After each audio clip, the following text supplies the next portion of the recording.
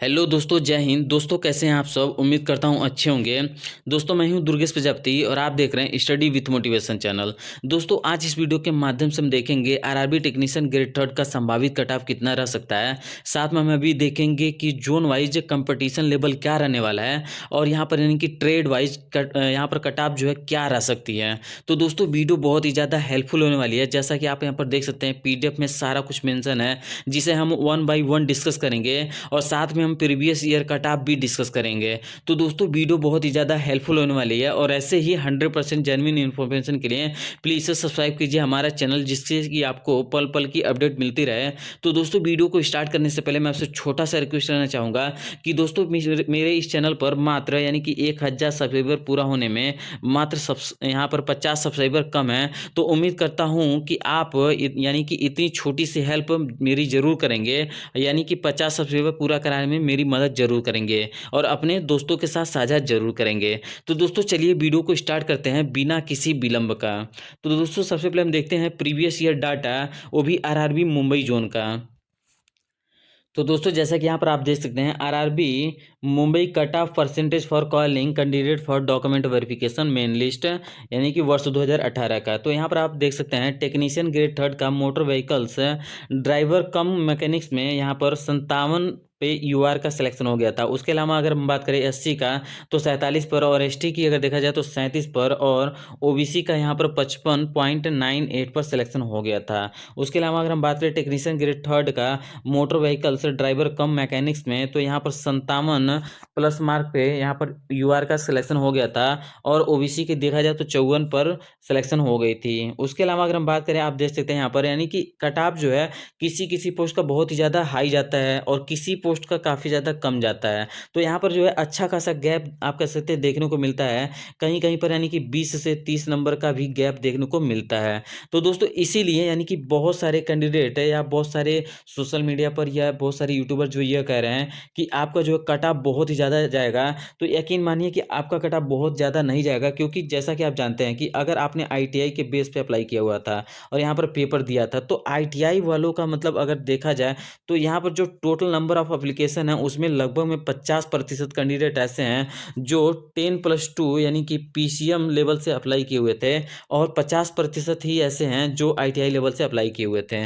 तो इसीलिए यहाँ पर देखा जाए तो ITI में कंपटीशन बहुत ही ज़्यादा कम रहने वाला है। और इसीलिए अगर देखा जाए तो यहाँ पर टेक्नीशियन ग्रेड थर्ड का यानी कि आप देख सकते जैसा कि technician grade third black Smith workshop का यहाँ पर 58 पर यहाँ पर सिलेक्शन हो गया ओबीसी का। और किसी किसी पोस्ट का जैसा कि आप यहाँ पर देख सकते हैं टेक्नीशियन ग्रेड थर्ड का यहाँ पर सिग्नल से यानी कि सिग्नल से 84 नंबर पर यहाँ पर यूआर का सिलेक्शन हुआ है। और ओबीसी की बात करें तो यहाँ पर 83 नंबर पे और 76 नंबर पे यहाँ पर एससी और 74 नंबर पर एसटी का। तो यह जो है आप कह सकते हैं टेक्नीशियन ग्रेड थर्ड का यानी कि सिग्नल का अगर देखा जाए तो यहाँ पर कट ऑफ हाई हो गया। उसके अलावा अगर इलेक्ट्रिकल का देखा जाए तो भी हाई जाता है, लेकिन यहाँ पर आप देख सकते हैं जैसे कि पंप ऑपरेटर है इसका 45 पर, प्लम्बर पाइप फिटर है इसका 50 पर यहाँ पर सिलेक्शन हो गया यूआर से। और यहाँ पर टेक्नीशियन ग्रेड थर्ड का रेफ्रिजरेशन एंड एयर कंडीशन का भी 62 पे यहाँ पर यूआर का सिलेक्शन हो गया और 61 पर ओबीसी का और एसटी का यहाँ पर देख सकते हैं 56 पर सिलेक्शन हो गया था। तो इसी के हिसाब से अगर देखा जाए तो एक अनुमानित अगर देखा जाए तो थोड़ा सा आप कह सकते हैं कि यहाँ पर रिलैक्सेशन जरूर है, यानी कि ITI वालों के लिए देखा जाए तो कट ऑफ जो कम जाने का पूरा ही अनुमान है। जैसा कि आप यहाँ पर देख सकते हैं टेक्नीशियन ग्रेड थर्ड का टेली कम्युनिकेशन का यहाँ पर 84 कट ऑफ गया, यानी कि बहुत ही ज़्यादा हाई गया हुआ है टेक्नीशियन का। यानी कि आपका टेक्नीशियन का तो यहाँ पर कट ऑफ ज़्यादा ही जाता है, तो 84 है। एसटी का देखा जाए तो 76 यहाँ पर है। उसके अलावा एसटी का देखा जाए तो 74 पे हो गया है और यहाँ पर 83 प्लस जो है ओबीसी का यहाँ पर कट ऑफ गया हुआ है। उसके अलावा आप देख सकते हैं टेक्नीशियन ग्रेड थर्ड का टेली कम्युनिकेशन में भी 86, 80 और यहाँ पर 86 जो है ओबीसी, यानी कि यहाँ पर यूआर और ओबीसी का दोनों का जो है कट ऑफ जो है बराबर ही गया हुआ है। तो यहाँ पर यानी कि आप कह सकते हैं पोस्ट वाइज अगर देखा जाए तो यहाँ पर जैसे टेक्नीशियन ग्रेड थर्ड ब्रिज का देखा जाए तो 63 पर यहाँ पर सिलेक्शन हो गया है, 62 पे ओबीसी का और एससी का जो है यहाँ पर 51 पर सिलेक्शन हो गया है।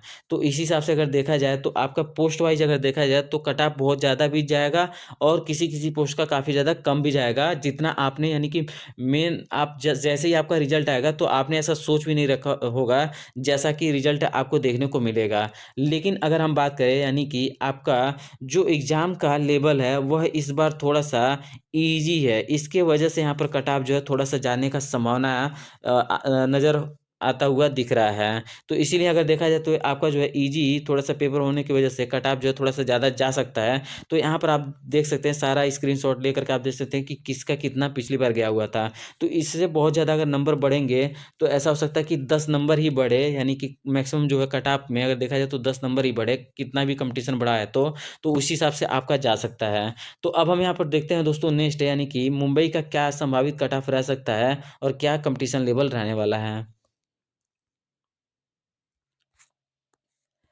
तो दोस्तों जैसा कि आपको पता है एग्ज़ाम का डेट जो रहा है वह है आपका यानी कि 20, 23, 24 और 26, 27 और 28 और 29, 30 दिसंबर को आपका एग्ज़ाम कंडक्ट हुआ था। और इसमें अगर हम बात करें, हमने जो अभी डाटा देखा है वो वह आरआरबी मुंबई का, यानी कि आरआरबी मुंबई का प्रीवियस ईयर कट ऑफ हमने देखा हुआ है। तो सबसे पहले हम देखेंगे कि आरआरबी मुंबई का जो कट ऑफ है वो कितना रह सकता है। उसके बाद हम देखेंगे कि अन्य जो भी आपका अन्य ब्रांच का है उसका क्या कट ऑफ रह सकता है, यानी कि अन्य ज़ोन का क्या कट ऑफ रह सकता है। तो यहाँ पर सबसे पहले अगर हम बात करें तो टोटल यहाँ पर पोस्ट जो है वह है 1731, यानी कि 1731 जो है आरआरबी मुंबई की तरफ से इस बार पोस्ट है। और अगर हम यहाँ पर बात करें टोटल जो फॉर्म फिलअप हुआ है वह 6,08,000 कैंडिडेट ने यहाँ पर फॉर्म फिलअप किया हुआ था। और यहाँ पर देखा जाए तो लगभग में मोटी मोटा कहीं का 68%, कहीं का 65% अटेंडेंस देखने को मिला है।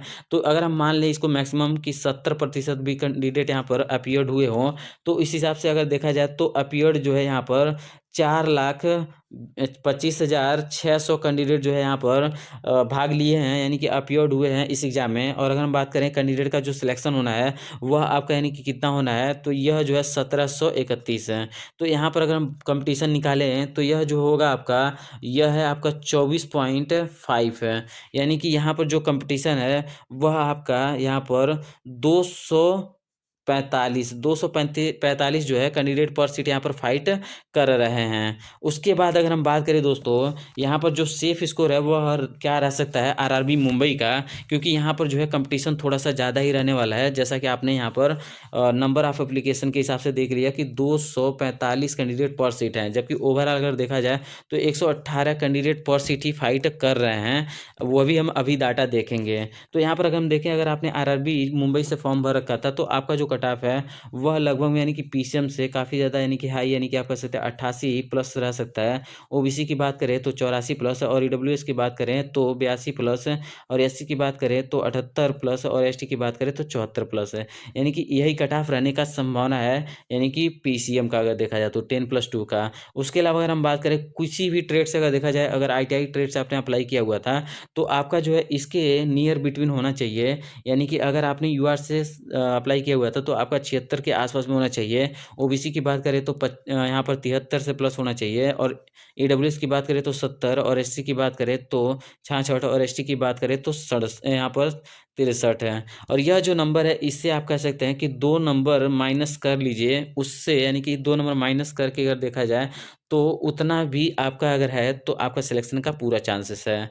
नेक्स्ट यहाँ पर अगर हम बात करें दोस्तों कि आपका overall RRB technician grade third का 2024 में टोटल फॉर्म फिलअप कितना हुआ है, तो यह जो है 23 लाख कैंडिडेट ने फॉर्म भरा है। और जैसा कि आपको पता है कि टोटल कैंडिडेट अपीयर्ड जो हुए हैं वह लगभग में 68% है। तो यह अगर हम निकालेंगे तो लगभग में 16 लाख हो रहा है।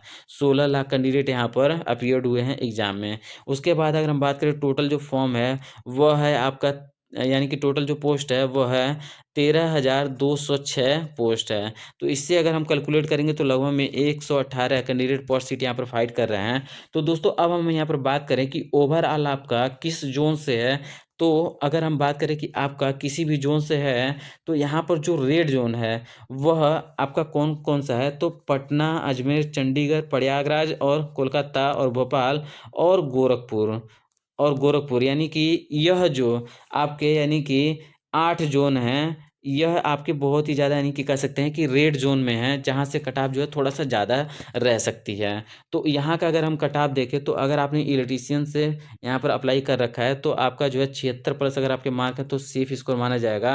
अगर आपके ओबीसी से 72 प्लस है तो सेफ स्कोर है, और अगर आपका ईडब्ल्यूएस है तो आपका 70 प्लस सेफ स्कोर है, और एससी की बात करें तो आपका 66 प्लस अगर आपके मार्क बन रहे हैं और अगर आपने इन ज़ोन से अप्लाई कर रखा है तो आपका एक सेफ स्कोर माना जाएगा। और अगर आपने एसटी से अप्लाई कर रखा है तो आपका 62 से प्लस अगर आपके मार्क हैं तो आपका एक सेफ स्कोर माना जाएगा। उसके अलावा अगर हम बात करें दोस्तों, अगर आपने अजमेर से अप्लाई किया हुआ है तो फीटर से, यानी कि फीटर से और इलेक्ट्रिकल में देखा जाए तो लगभग में 2 मार्क का डिफरेंस देखने को मिलता है।